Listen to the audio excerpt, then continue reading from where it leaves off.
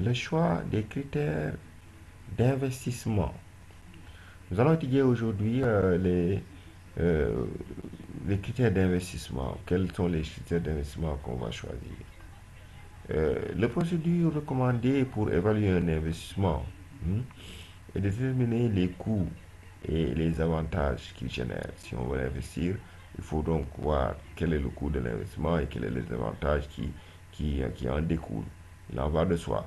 Les flux de trésorerie potentiels qu'il peut dégager, que cet investissement peut dégager dans l'avenir, sont ensuite appréciés sur des critères de rentabilité et de sécurité. Donc on va utiliser des critères de rentabilité, certes, hein, des critères de rentabilité et les critères de sécurité. Oui, sécurité par rapport à notre mise. Maintenant, on compte 5 critères usuels à déterminer pour chaque investissement. Il y a les critères de la valeur nette, hein, nous sommes d'accord. Il y a les critères de la valeur actuelle nette. Il y a les critères de l'indice de profitabilité. Il y a les critères du délai de récupération ou payback et le taux interne de rentabilité. Les critères de rentabilité sont déterminés par une analyse actuarielle. Donc, on va passer à des actualisations le plus souvent. Voyons en profondeur ces critères de choix d'investissement. Il y a d'abord la valeur nette. La valeur nette, c'est pour le financier. Un investissement est un échéancier de flux de fonds. La valeur nette exprime donc la somme arithmétique de ces flux-là, tout simplement. L'ordre des flux n'a aucune importance. Le cas général d'un investissement se compose d'un décaissement initial, c'est-à-dire le prix d'achat, suivi des encaissements, les revenus qui vont être générés. Par convention, les décaissements apparaîtront en valeur négative, alors que les encaissements figureront en valeur positive. On va prendre un exemple. Prenons donc l'exemple de l'achat d'une machine acquise au 1er janvier N d'une valeur de 250 000 kg, qui va rapporter 70 000 kg par an pendant 5 ans. L'échéancier des flux de fonds se présente comme suivant. Nous aurons donc pour en janvier le décaissement des 250 000 qui vont nous rapporter chaque 31 décembre des années à venir jusqu'à la 5e année 70 000. Donc la valeur nette, c'est simplement 100, c'est-à-dire on aura déboursé 250 000 pour avoir enfin des valeurs cumulées nettes de flux, de valeurs cumulées de flux de 350 000. Donc la valeur nette est tout simplement facilement calculable. Le deuxième critère qui est la valeur actuelle nette, c'est le calcul correspond également à la somme des flux. Donc on va augmenter des flux négatifs et des flux positifs. Le facteur négatif étant le prix d'achat et les flux positifs seront simplement les revenus qui seront obtenus d'année en année, des cash flows obtenus d'année en année. Mais les flux futurs sont ramenés dans le cas de la valeur actuelle nette. Contrairement à la valeur nette, ces flux futurs sont ramenés à la valeur actuelle en appliquant un taux d'actualisation. Chaque flux est divisé par le terme 1 plus t à la puissance n. Ça, c'est une puissance. Dans lesquelles t représente le taux d'actualisation, qui est donc pris, et n la distance temporelle qui sépare les flux. Ainsi, le flux encaissé au 31 décembre n plus 5 possède une valeur actuelle de 70 000 divisé par 1 plus t à la puissance 5. Ce qui veut dire, c'est la même chose que 70 000 multiplié par 1 plus t à la puissance moins 5. Le taux d'actualisation est mathématiquement compris entre 0 et l'infini. Parce que le taux d'actualisation ne peut pas être négatif. Lorsque le taux vaut 0, la vanne se confond avec la veine, car les flux restent identiques. Ils sont d'accord. Parce que tout simplement, 70 sur 1 plus 0 égale à 70. 70 aussi plus 1 plus 0 à la puissance 2 sera égal à 70, ainsi de suite, ainsi de suite. Voilà. Ce qui fait que lorsque le taux vaut l'infini, les flux futurs tendent vers zéro. Nous sommes d'accord. Et la vente correspond au décaissement initial. Parce qu'on a 70 sur 1 plus 70 donc sur 1 plus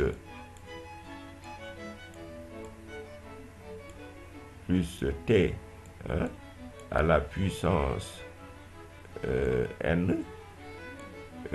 On a si temps n tend vers l'infini, cette partie va aussi tendre vers l'infini, et 110 sur l'infini sera tout simplement égal à 110 sur l'infini égale tout simplement à 0. Donc les flux futurs vont tendre vers 0, et maintenant la vanne correspond au décaissement initial.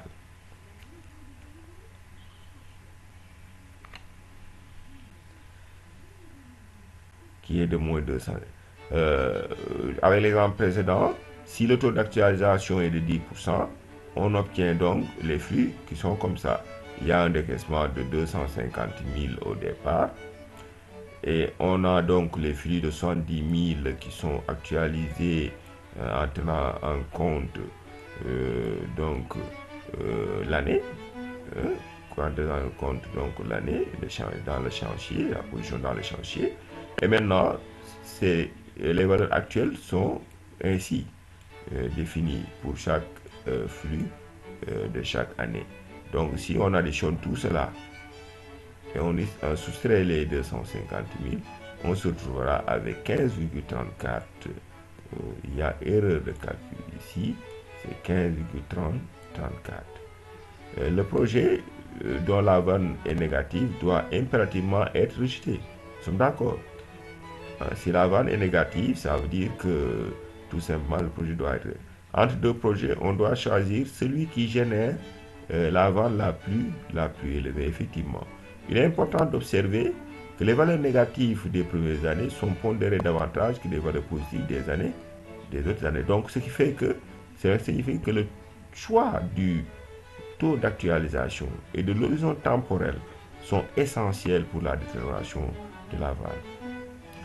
L'indice de profitabilité.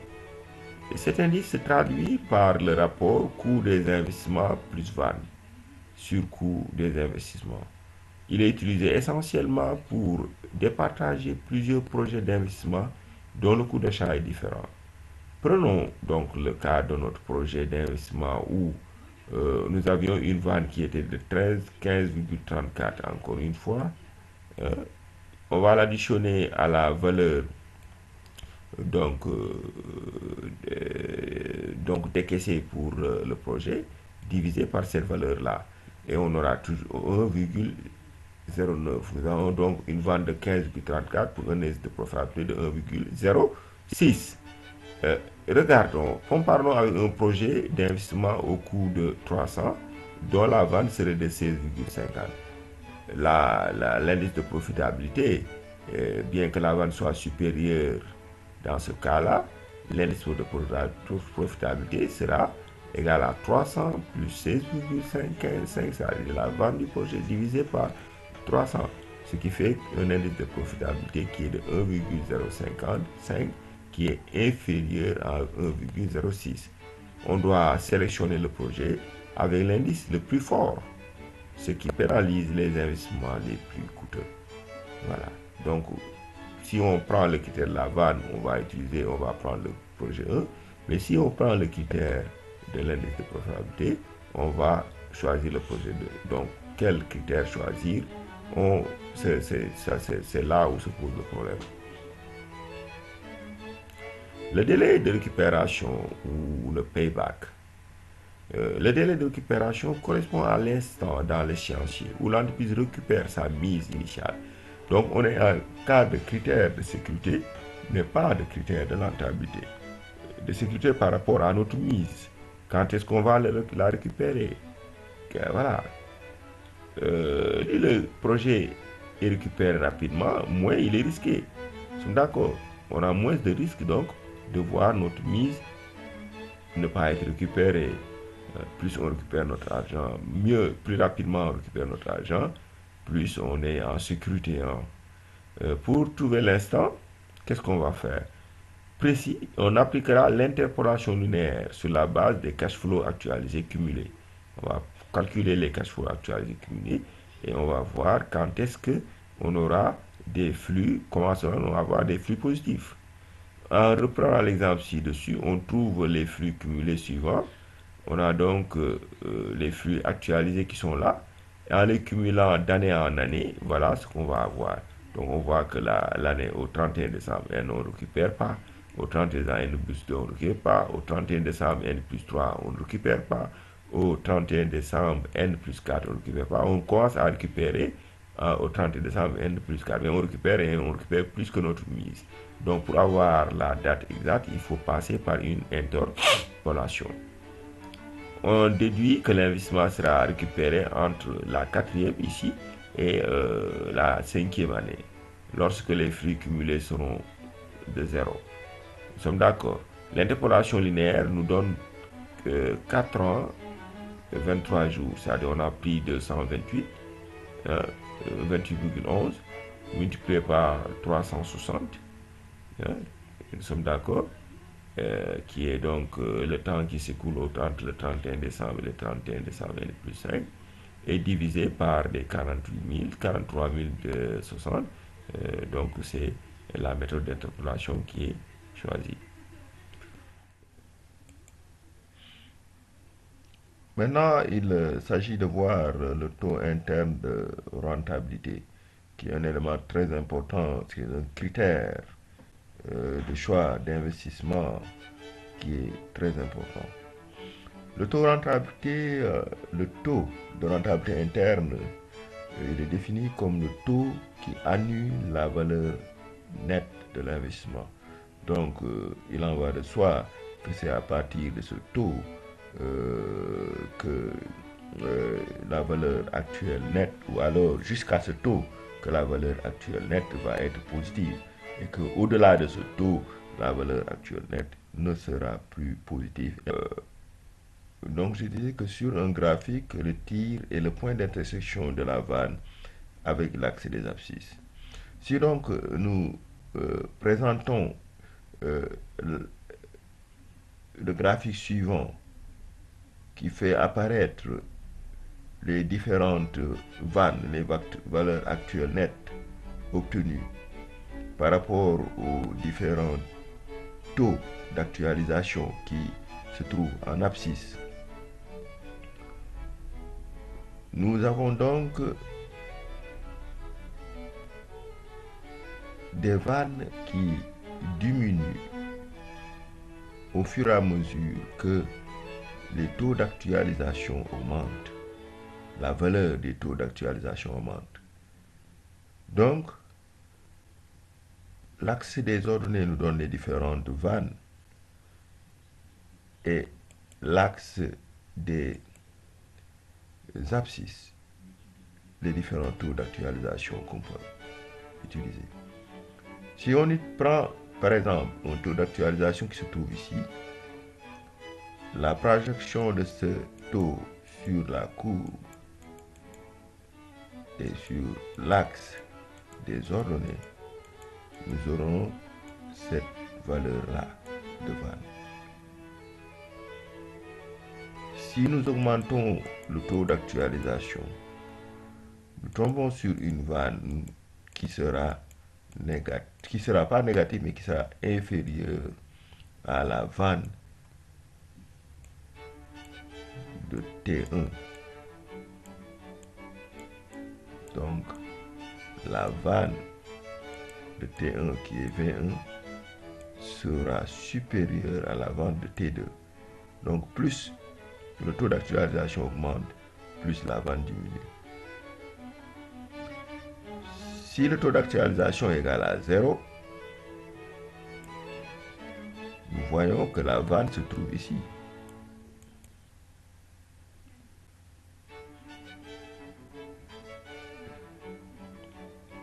Donc, c'est simplement la valeur nette qu'on va avoir ici. Maintenant, le tir, c'est ce taux-là. Et la vanne correspondant au tir si on fait la projection à partir de la courbe, c'est simplement 0. Donc, lorsque la vanne est nulle, le taux identifié est le tir. Lorsque le taux d'actualisation est supérieur au tir maintenant, nous entrons dans la partie négative des vannes, les vannes négatives. Si le taux est ici égal à T3,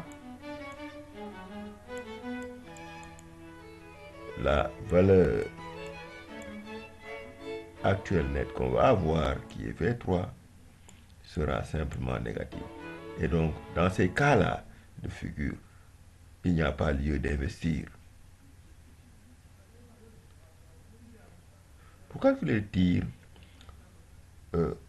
on utilise souvent des programmes que possèdent la plupart des calculatrices et des tableurs, comme par exemple Excel, dans la fonction financière appropriée.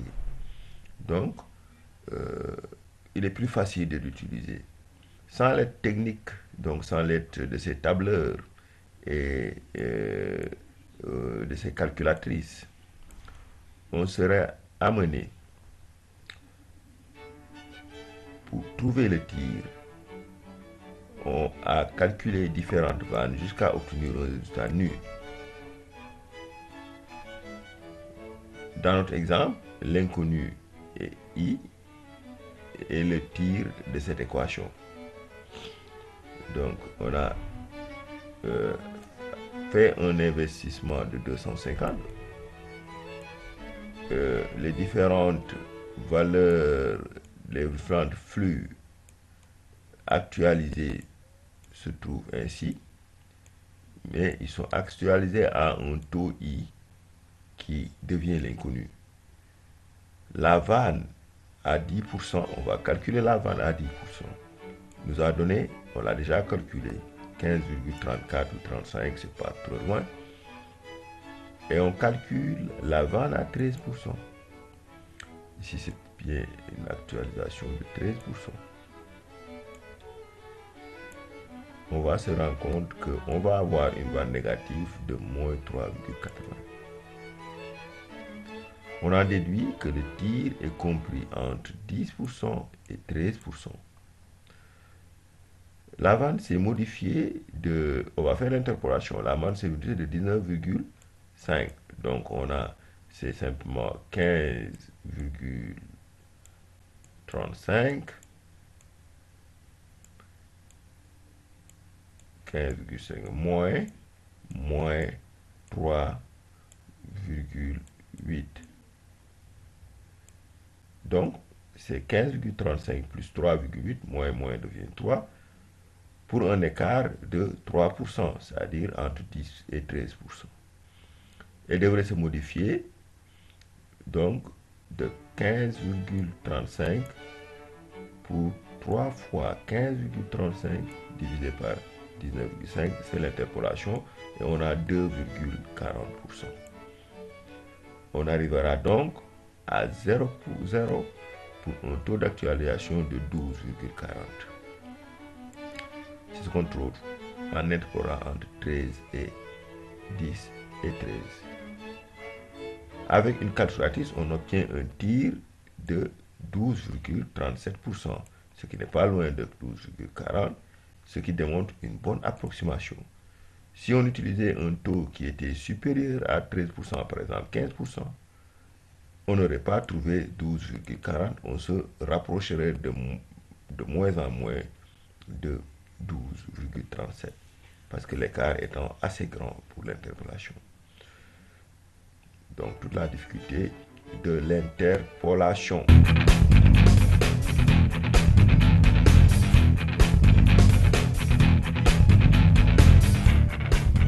Maintenant, on va voir les critères de décision entre deux projets. Pour choisir un projet, il faut comparer les 5 critères pour aboutir à un choix. Il faut comparer les 5 critères. Le choix peut s'effectuer sur une base graphique mettant en relation le taux d'actualisation et la vanne. D'ailleurs, c'est ce qui est plus approprié. Parce que nous avions vu que en choisissant un seul critère, on pourrait aboutir à un résultat qui serait différent si on utilisait un autre critère. Nous avons vu que avec le critère Laban, le projet qu'on avait vu au départ, qui nous donnait 15,35 ou 34, c'est pas pour la différence. Et l'autre nous donnait une valeur qui était de 16 et quelques. Et on avait abouti à la conclusion que le deuxième projet était plus intéressant parce que présentant une valeur supérieure.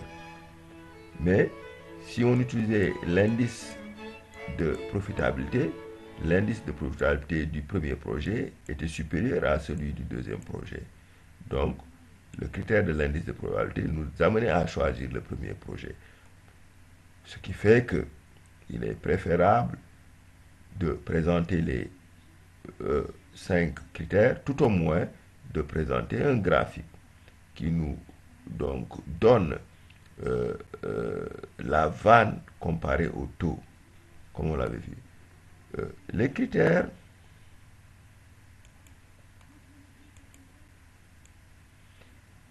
donc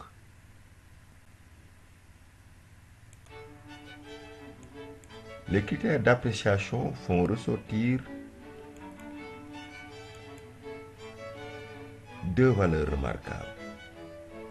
Pour un taux d'actualisation de 0, la vanne équivaut à la valeur nette. Pour une vanne de 0, le taux d'actualisation est le tir. Là, nous avons vu dans le graphique précédent.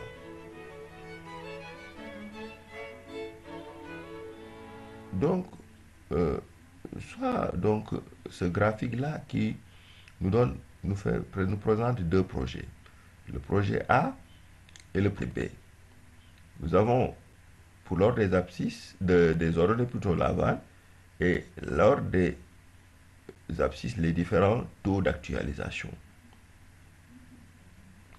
Sur le graphique, on voit qu'il existe un taux pour lequel les vannes des deux projets sont identiques. Il est là, c'est le TI, c'est le taux d'indifférence pour lequel on peut choisir l'un ou l'autre des projets.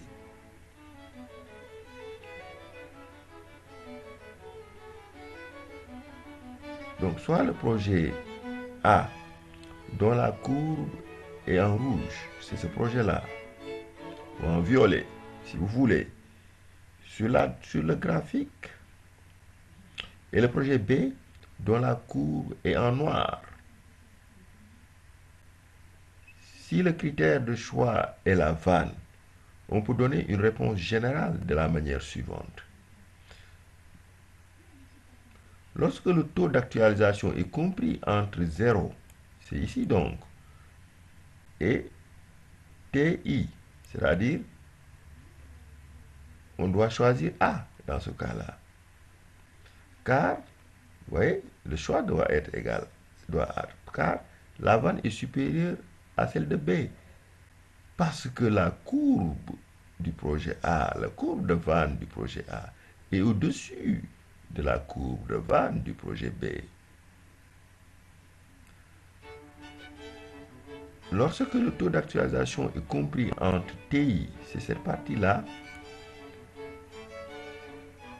et le tir de A, et même le tir de B, on doit choisir B, car sa vanne, la vanne de B, la courbe noire là, elle est au-dessus de la courbe rouge ou violet. Car, dans ce cas, la vanne de B est supérieure à celle de A. Maintenant, qu'adviendrait-il lorsque le taux d'actualisation est supérieur au tir de B? C'est-à-dire, c'est quand le taux d'actualisation se trouve dans cette partie-là. Dans ce cas, lorsque ce taux d'actualisation est supérieur au tir de B, aucun choix n'est possible, car les deux projets dégagent des vannes négatives. Voilà donc euh, euh, la meilleure manière de faire un choix, de présenter le choix, le raisonnement d'un choix entre deux projets, projet A et projet B. Maintenant, nous avons un exercice où euh, des éléments nous sont donnés et qui nous permettront de calculer des cash flows et dans lesquels on nous demande de calculer pour les deux projets la valeur nette, la valeur actuelle nette à 12%, l'indice de profitabilité, le délai de récupération, le taux interne de rentabilité et de dire quel est le choix qu'on doit préconiser à cette entreprise. Bon, euh, le calcul des cash flows, nous le verrons dans une autre vidéo. Mais ici, ce qui nous intéresse, c'est de voir les critères de choix. Donc, on a dans la correction de cet exercice euh, l'ensemble des éléments qui nous permettent donc d'aboutir aux différents cash flows pour chaque projet. Donc, pour le projet A, on a donc pour le matériel d'occasion plutôt, qui est dit dans l'exercice, on a des cash flows qui se présentent ici, comme ça. On a l'investissement au départ et les différents cash flows positifs qui vont donc tomber d'année en année. Et pour le matériel neuf, on a l'investissement de 300 000 et les différents cash flows qu'on va dégager d'année en année. Et maintenant, ce qui nous, après calcul, nous fait aboutir à ce tableau-là. Nous avons vu dans ce tableau-là que les 5 critères sont là présentés. Il y a 1, il y a 2, il y a 3, il y a 4 et il y a 5 critères. Ces critères sont juste posés pour le matériel d'occasion, pour lequel l'investissement était de 200 euros, et le matériel neuf pour lequel l'investissement était de 300 euros. Donc la valeur nette, si on le voit bien ici, euh, elle est supérieure pour le matériel neuf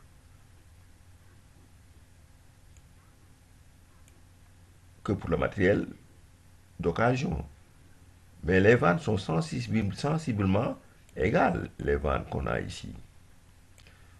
L'indice de profitabilité est supérieur pour le matériel d'occasion que pour le matériel neuf.